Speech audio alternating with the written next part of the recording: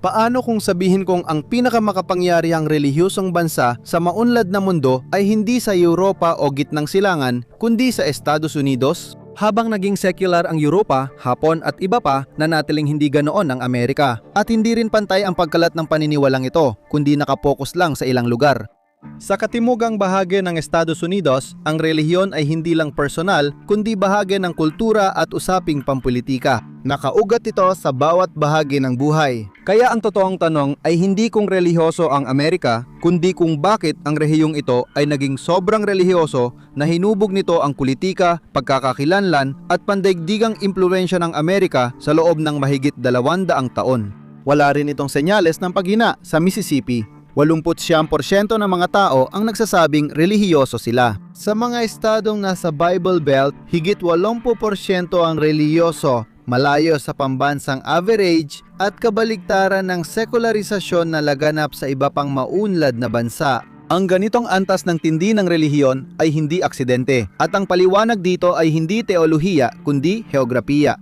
Hinubog ng Bible Belt ang politika at kultura ng Amerika, ngunit nanatili itong halos hindi nagbabago at hindi pinansin ang mga pagbabagong nakita sa ibang bahagi ng US. Makikita mo rin dito ang isa pang pattern. Halos lahat ng estado na ganap na kabilang dito ngayon ay bahagi ng Confederacy noong digmaang sibil sa Amerika. Ang tanging mga eksepsyon ay Kentucky, Missouri at Oklahoma na isang teritoryo pa noon. Dahil dito, madali nating maiugnay ang Bible Belt sa politika na nagdulot ng matinding pagkakahati noong dekada 60 ng ika-19 na siglo. Pero mas malalim pa roon ang pinagmulan nito. Ang mga pamayanan sa timog ay rural, hiwa-hiwalay at walang mga hukuman, paaralan o pamahalaan. Dahil dito, ang simbahan lang ang natirang institusyon na gumagana ng malawakan. Hindi mo mapaghiwalay ang kasaysayan ng Amerika at reliyon. Marami sa unang English settlers ay mula sa maliliit na relihiyosong sekta na hindi sang-ayon sa direksyong tinatahak ng Church of England para sa kanilang pananampalatayang protestante. Ang mga Pilgrim ay lubos na relihiyoso at maigpit at mabilis nilang naipasa iyon sa mga unang lipunan. Gayunpaman, sa Hilaga, habang papalapit ang kalayaan, unti-unting nawala ang impluensya. Ang mga lungsod tulad ng Philadelphia ay hindi secular, pero mas naging impluensya na lang ang relihiyon kaysa pangunahing bagay. Sa timog naman, yun na mismo ang gumalot sa buong lipunan. Dahil makakalayo ang unang pamayanan sa timog, bihira ang tradisyonal na simbahan at gusali ng pamahalaan. Noong ika-18 at ika-19 na siglo, naglibot ang mga ebanghelistang mangang-aral sa mga kanayunan. Sa timog, ang bagong simbahan na ito na puno ng damdamin ay hindi lang basta tinangkilik. Naging sentro ito ng buong komunidad. Sa gitna ng lahat ng ito, may isang lalaki at hindi siya ang iniisip mo. Kung ang simbahan ang puso ng pamumuhay sa kanayunan ng Amerika, ang pastor naman ang di-opisyal na pinuno, mangang-aral, hukom at tagapagturo. At nung naging hindi lang sentro ang simbahan kundi isang haligi, patuloy na lumago ang timog. May mga lungsod na sumulpot, umunlad ang mga industriya. Isang bagay na di nagbago ay ang impluwensya ng simbahan at pinuno nito lalo na sa pinakamadilim na yugto ng rehiyon. Pagkatapos ng digmaang sibil at rekonstruksyon na nag-alis sa timog ng natitira nitong kapangyarihang pang-ekonomiya at pampulitika, nanatiling matatag ang simbahan bilang natatanging institusyon.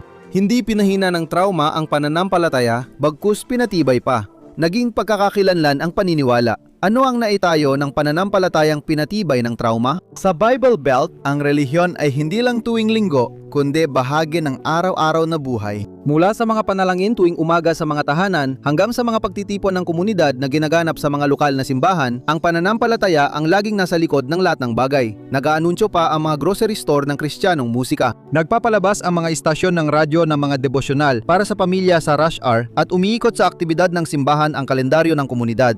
Maging ang lokal na mga koponan sa palakasan ay sinusuportahan ng simbahan at may mga programang pangkabataan na nagpapalakas sa kultural na pagkakakilanlan ng reyon. Ang relihiyon ay hindi lang ginagawa kundi isinasabuhay. Likas itong namamana ng mga bata, nagpapatibay sa ekosistemang nagpapanatili ng pananampalataya sa kultura. Mula sa mga devosyonal sa kapitbahayan at simbahan ng komunidad, lumaki ang pundasyon hanggang naging mga megachurch na nanghingibabaw sa espasyo at impluensya. Sa ngayon, may tinatayang 1,800 na megachurch sa US, bawat isa ay umaakit ng 2,000 o higit pang mga sumasamba. Malaking pantas nito ang mga dekada na nagpapakita ng lumalawak na saklaw at impluensya ng relihiyong institusyonal. Nagkakatipon sila sa mga marangyang gusali na may mga upuang pang-stadyum pati na rin mga jumbotron.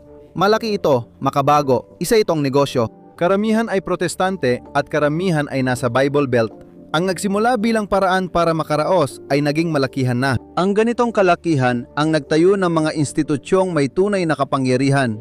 Simula pa lang ito ng impluwensya ng simbahan. Madalas may ari o may impluwensya ang relihiyosong organisasyon sa lokal na negosyo. Ang mga mega-church gaya ng Lakewood Church sa Houston at Life Church sa Oklahoma ay nagtayo ng mga sangay pang media, publishing house at app platforms para ipamahagi ang mga sermon, aklat at kurikulum sa buong bansa. May mas malawak pa itong mga epekto. Nakikinabang ang lokal na ekonomiya at tumitibay ang network ng simbahan na nagpapalakas ng katapatan at pakikilahok. May mga simbahan ding nangangasiwa ng mga job board sa rehiyon, mga programang kooperatibong pabahay at mga serbisyong panlipunan na nakikipagkumpetensya sa mga programa ng gobyerno. Sa paglikan ng ekonomikong pagdepende at espiritual na paggabay, pinagtibay ng mga institusyong ito ang impluwensya nila sa lipunan at pananalapi. Sa madaling salita, ang Bible Belt ay hindi lang naging isang rehiyong pangkultura at panrelihiyon, kundi isa ring pang-ekonomiya kung saan nagsasama-sama ang pananampalataya, kalakalan at komunidad. Ibig sabihin, ikinakalat nila ang kanilang ebanghelyo saan ka man magpunta dahil kapag lumaki na ang mga institusyon, hindi na sila nalilimitahan ng heograpiya.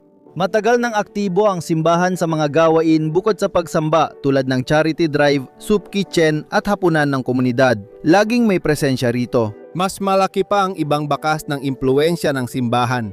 Libu-libong independentang mga paaralangka hanggang 12 ang pinapatakbo ng lokal o mas malalaking network sa Bible Belt. Sinusuportahan din ng simbahan ang homeschooling gamit ang angkop na kurikulum. Isang sistema ng edukasyon ito na itinayo sa labas ng pamahalaan habang lumalawak ang impluwensya ng simbahan. Kasama rin dito ang sistema ng pangkalusugan. Halos 20% ng mga ospital sa Estados Unidos ay konektado sa relihiyon.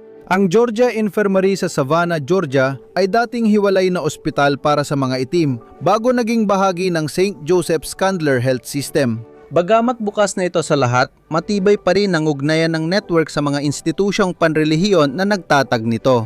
Habang lumalaki ang mga simbahan, lumawak din ang impluwensya nila sa kalakalan, kultura, media at umabot pa sa labas ng timog.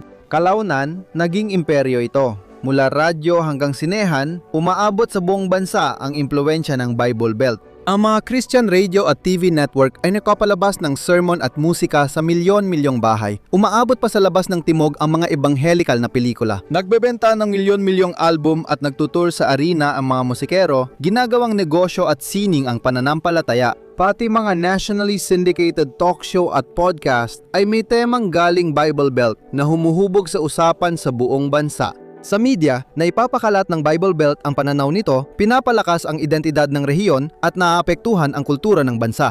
Lumago ang lokal na pag-survive at naging malakas sa media. Maari nitong baguhin ang mga pag-uusap at pamantayan sa buong US. Ang impluwensya ng pananampalatayang hinubog ng heograpiya ay hindi lang sa timog. Naging estruktural at kultural na puwersang may pambansang saklaw ito. Hindi lang panglinggo ang simbahan, ito ang gulugod ng kultura. Kapag sumasaklaw sa lahat ang isang sistema, nagiging hindi ito maiwasan. Mahigit isang siglo ginugol ng simbahan sa pagbuo ng network ng pakikilahok sa komunidad. Nag-alok ito ng alternatibo sa secular na kultura at moral na gabay, kaya naging maimpluwensya rin ito sa labas ng Bible Belt.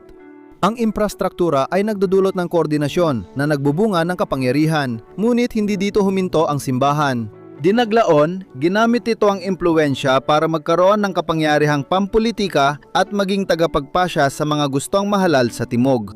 Kahit matagal nang may kinalaman ang simbahan sa politika, lalo itong naging polarisado sa huling bahagi ng ika-20 siglo. Pero hindi ibig sabihin ito na palaging magkaisa ang simbahan. Noong unang bahagi ng ika-20 siglo, maraming grupong ebanghelikal ang sumuporta sa mga progresibong layunin dahil sa kasaysayan ng simbahan sa pagtatanggol sa mahihirap. Ang Scopes Trial, na naging matinding sagupaan tungkol sa pagtuturo ng ebolusyon, ay nagdulot ng pagkakabaha-bahagi sa simbahan at pansamantalang huminto ang kanilang pakikilahok sa politika.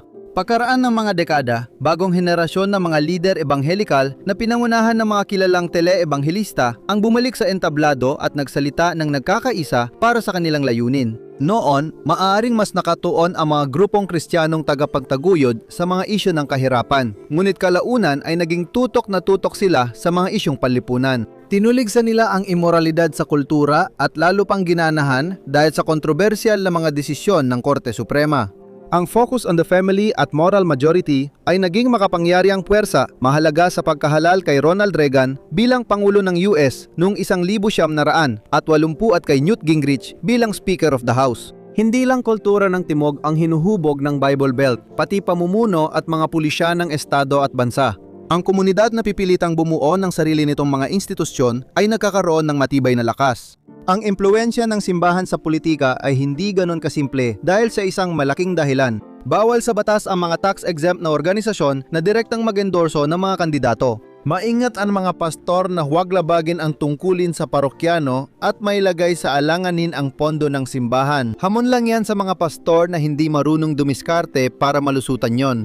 Oo, hindi mo pwedeng sabihing iboto ang kandidatong ito pero pwede mong ipaalam sa parokyano kung anong issue ang dapat bigyang prioridad ayon sa Diyos. Dahil mahalaga rin kung paano mo hinahati-hati ang mga usapin.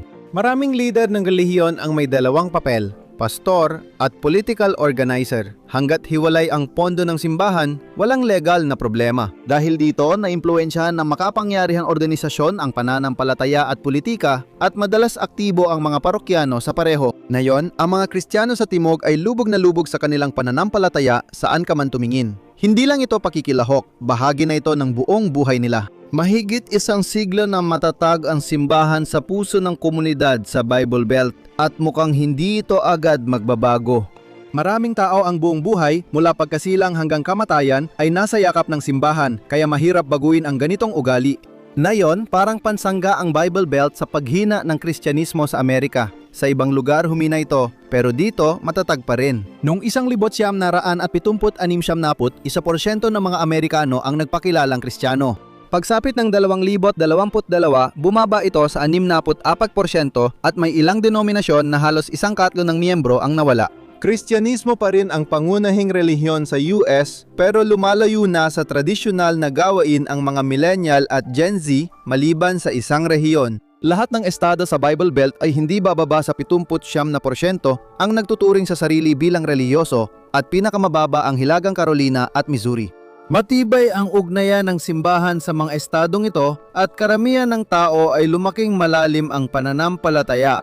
Dahil ang ugat nito ay hindi lang kultura, kundi estruktural din, kaya malaki ang epekto nito sa kultura. Sa ilang lugar, ang Bible Belt ay hindi lang basta sumasalungat sa takbo ng paghina ng relihiyon, pinanghawawakan pa nila ang mga tradisyonal na gawain. Kung titingnan ang mapa ng mga paaralan sa Estados Unidos na pumapayag pa rin sa pisikal na parusa sa mga estudyante, halos eksaktong tumutugma ito sa Bible Belt.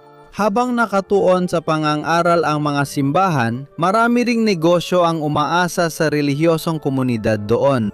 Iyan ang dahilan kung bakit kahit secular ng ibang maunlad na bansa, patuloy na patunay ang Bible Belt kung paano hinuhubog ng heograpiya ang kapalaran ng isang bayan. Dahil sa Bible Belt, ang Kristyanismo ay hindi lang pananampalataya, kundi pagmamalaki rin. Ang pagkakakilanlan ay hindi madaling humina tulad ng paniniwala. Salamat sa pagsama sa akin na yon. Sana nagustuhan mo ang video. Kung gusto mo pa ng ganito, mag-subscribe at i-on ang notifications. Malaking tulong ito. Salamat ulit. Makikita tayo ulit sa susunod na Map Pack.